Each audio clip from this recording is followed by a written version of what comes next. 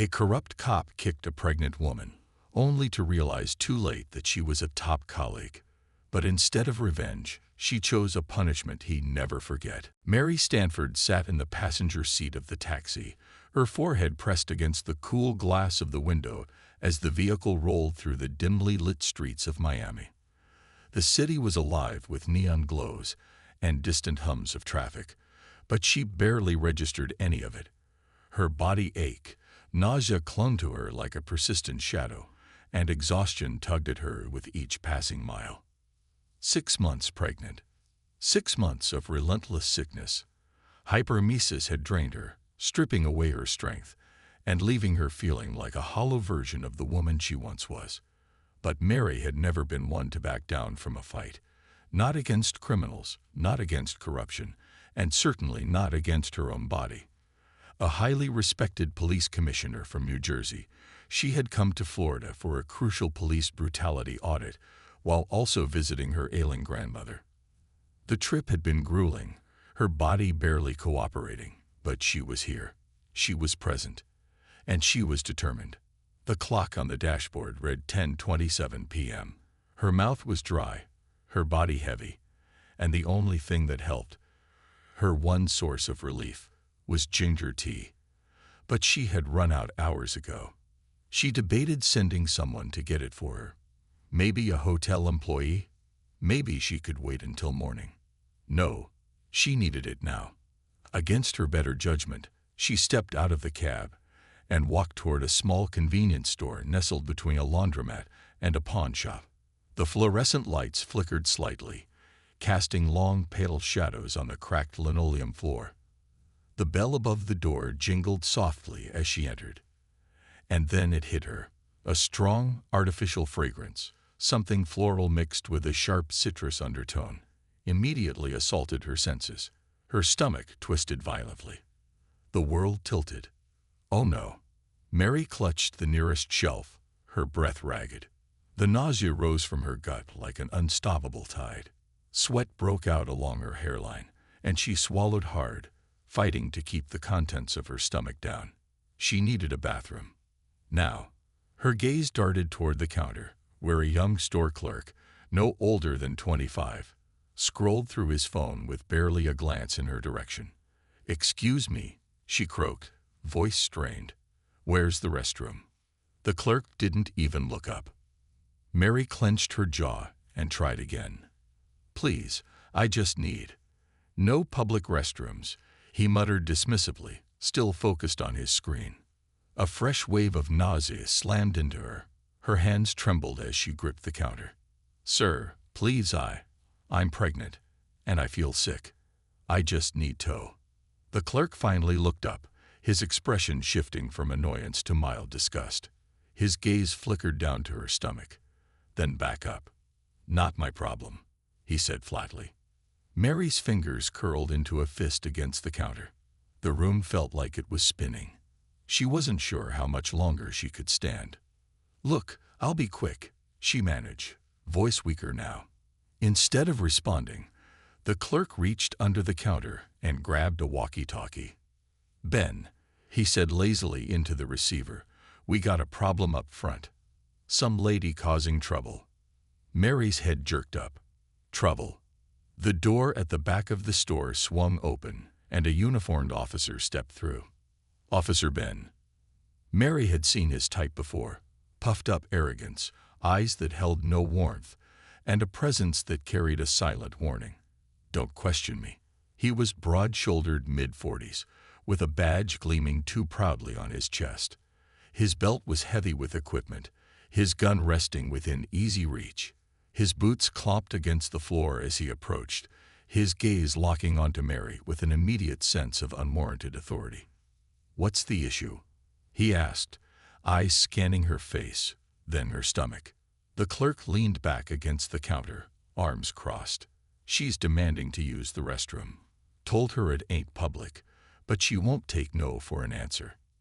Mary's nausea momentarily took a backseat to the surge of disbelief flooding through her. Demanding.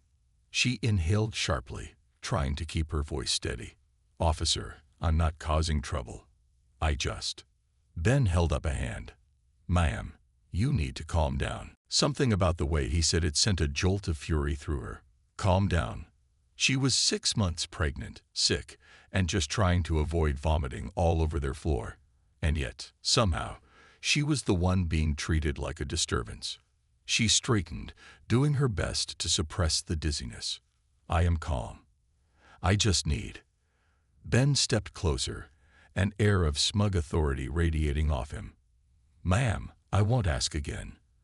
If you can't respect the store's rules, you'll have to leave." Mary clenched her teeth. Leave? Her vision blurred slightly at the edges, and she wobbled on her feet. But she wasn't going to back down. Because something about Officer Ben's stance, the way his hand hovered near his holster, the way the clerk smirked as if they had played this game before, something wasn't right. And Mary Stanford, despite the nausea clawing at her, despite the exhaustion, had never walked away from a fight worth having. Mary tightened her grip on the counter, inhaling sharply through her nose. She couldn't afford to lose control, not here, not now. The overwhelming nausea pressed against her throat, her stomach, a tight, trembling knot. If she opened her mouth to respond, she wasn't sure if words or bile would come out. Her silence stretched for too long. Officer Ben's jaw tensed, his eyes narrowing. He took her stillness as something else. Defiance. "You hear me?" His voice hardened, a sharp edge of irritation creeping in. "I said you need to leave. Now." Mary closed her eyes for a fraction of a second, willing her stomach to settle, her body to cooperate. She wasn't ignoring him. She wasn't resisting. She was just trying to keep herself from vomiting in the middle of the damn store. But Ben didn't see it that way. The way his gaze lingered on her face, the way his stance shifted ever so slightly, it was familiar. He didn't see a pregnant woman fighting to stay upright. He didn't see a police commissioner in a moment of weakness. He saw a black woman who wasn't obeying fast enough. A flicker of irritation flashed across his features. Then came the shift, the one Mary had seen in too many men like him. He had already decided she was a problem, and problems needed to be handled. The air changed a second before it happened. Without warning, the sharp impact of a boot connected with her thigh. The pain was sudden, shocking. Not enough to knock her over completely, but enough to jolt her body forward, to send a searing pulse up her leg. Her knee buckled as the force of it propelled her sideways, her hand catching the edge of a lower shelf to break her fall. Something cracked beneath her palm. The impact was jarring. A sickening wave rolled through her stomach, and this time, there was no stopping it. She retched violently, her body betraying her, and a flood of nausea overtook her. The sound was awful, raw, and choking, as she vomited onto the linoleum floor. The pungent scent filled the air immediately, and the store fell into a stunned silence. For a long moment, no one moved. Mary remained hunched over, one hand bracing against the cold floor, her breath coming in shallow gasps. The humiliation burned through her, hotter than the pain. She didn't dare lift her head. She could feel the weight of every gaze in the room. The store clerk had gone pale, his smirk wiped clean. A woman near the refrigerators had a hand over her mouth. A man in the corner looked away, unwilling to meet her eyes. Officer Ben shifted uncomfortably, the reality of what he had done settling into the air around them. But there was no apology in his stance, no regret. Only the flicker of frustration that she had made a scene. Mary gritted her teeth, swallowing down the lingering taste of acid, the deep wave of anger and disappointment settling into her chest. She had fought her entire career to fix this broken system. And now, lying on the cold store floor, humiliated and hurting, she was living proof of just how broken it still was. Mary inhaled slowly, the burning taste of bile still lingering in her throat. The humiliation of the moment clung to her skin, but she wouldn't let it break her. Not here. Not in front of him. With deliberate slowness, she planted her palms firmly against the floor and pushed herself up. Her legs trembled, her body still weak from sickness and exhaustion, but her resolve was unshaken. She wiped her mouth with the back of her hand, then straightened her spine.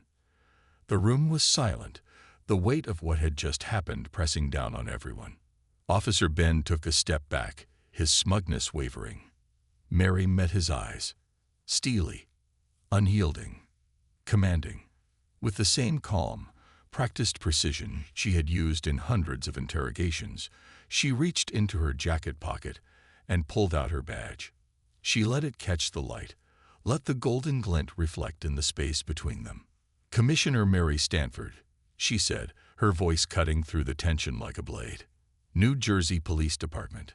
A flicker of confusion crossed Ben's face before it fully registered. His arrogance drained in an instant, his expression twisting into something raw, something that resembled fear. The store clerk took a sharp step backward. A woman near the freezers audibly gasped. The man in the corner, who had been pretending not to watch, let out a low whistle under his breath. Ben's lips parted slightly, but no words came out. Mary didn't rush. She didn't raise her voice. She didn't need to. "You just assaulted a sitting police commissioner," she continued, tucking the badge away. "And I assume there's surveillance footage to confirm it." Ben's face paled. The smugness was gone. The certainty, the unchecked authority, the arrogance that had led him to kick a pregnant woman. It had all evaporated. Mary pulled out her phone and, with a measured calm, dialed a number. It rang once before the call was answered. "Chief Reynolds," she said smoothly. "I'm standing in a convenience store on 8th and Pine. One of your officers, Ben." She glanced at the stunned man before her. "Just physically assaulted me. Pregnant. Unprovoked." The store clerk visibly gulped. The woman near the freezers backed away. Mary held the phone slightly away from her ear. Even from that distance, everyone could hear the response. "Are you telling me one of my officers just put hands on you?" Mary let the silence stretch, then replied, "That's exactly what I'm telling you." Ben took a shaky breath, his mouth opening as if to explain. But no excuse could save him now.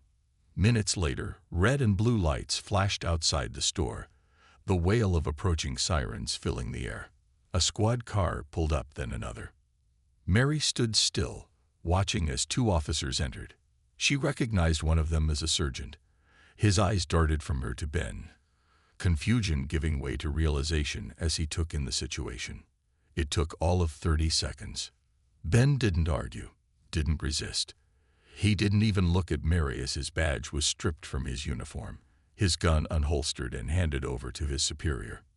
"Suspended," the sergeant confirmed, his voice clipped. "Pending investigation." Mary simply nodded, pocketing her phone. Ben, still in shock, barely moved as the officers escorted him out. The store clerk, still standing frozen behind the counter, looked at her like she was something out of a legend. Mary exhaled slowly, her body still aching, her stomach still unsettled. But the anger, the disappointment, the pain, it had all settled into something else. Justice. The world expected Mary to demand the harshest punishment for Officer Ben. They waited for her to call for his badge, his career, his freedom. But Mary wasn't interested in revenge. She wanted something far more powerful. She wanted change. The easy choice would have been to let the system swallow him whole. It would have been simple to sign the termination order, to add another name to the long list of disgraced officers. But what would that solve? Another officer would take his place. Another cycle of unchecked authority, of unconscious bias, of power wielded like a weapon. No, that wasn't justice. That was avoidance. Ben's punishment had to be something he couldn't escape, something he couldn't ignore.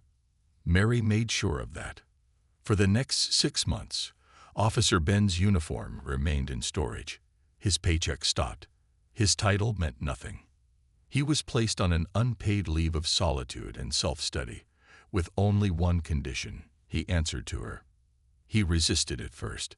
He sat through the mandatory courses on racial bias, police brutality, and ethical law enforcement with his arms crossed, eyes glazed over. He half-heartedly listened to testimonies from victims of police violence, nodding when expected but refusing to truly hear them. He dragged his feet through community service programs, reluctant to look the people he once dismissed in the eye. But every day, Mary watched. And every day, something changed.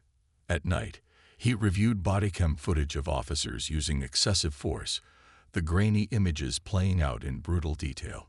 He watched as hands were raised in surrender, as bodies crumpled under blows, as voices pleaded for air. And in those faces, in those moments, he saw himself. He sat across from families shattered by misconduct and felt the raw grief in their voices, the permanent scars left behind by officers who had sworn to protect them. And for the first time, he didn't have an answer. He read case studies on institutional racism, tracing the same patterns over and over. A system designed not just to fail people, but to break them. And he realized he had been a part of that cycle. The more he learned, the more the walls he had built around himself began to crumble. His justifications, his excuses, his ingrained beliefs, all of it collapsed under the weight of truth. Months passed. The man who once carried himself with unchecked arrogance, who believed his badge granted him unquestioned authority, was gone. In his place stood someone else entirely. At a public forum, Ben took the stage. The lights were bright, the room full, but his voice remained steady, no longer defensive, no longer angry, just honest. I was part of the problem, he said, his words measured, deliberate. I saw my badge as power, not responsibility. I made decisions based on prejudice instead of justice, and I hurt people because of it. A heavy silence fell over the room. Then Ben turned to Mary. His gaze didn't waver. I owe you an apology, he said, not just for what I did to you, but for every time I looked the other way when others did the same. The silence stretched. Then, applause. Mary had won this battle, but she knew the war wasn't over. Justice couldn't be an anomaly. It couldn't be something people had to beg for. It had to be expected. It had to be guaranteed. With her child growing inside her, she made a promise to herself. She would make the world safer, not just for her baby, not just for black women, for everyone.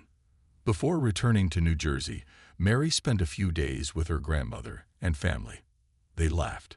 They reminisced. They soaked in the love of home.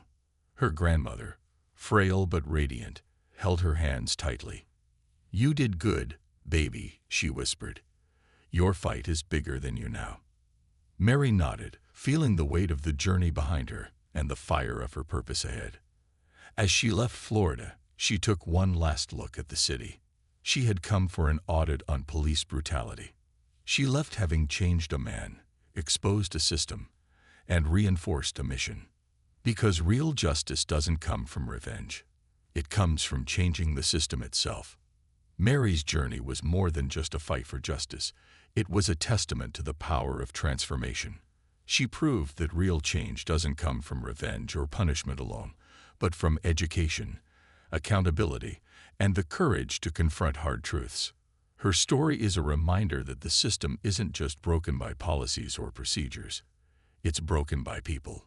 And if people can be part of the problem, they can also be part of the solution. It takes leaders like Mary, willing to challenge the norm, to demand better, and to push for a world where justice isn't a privilege, it's a right. If this story resonated with you, don't keep it to yourself. Like, subscribe, and share to help spread the message. The more people we reach, the closer we get to real justice for all.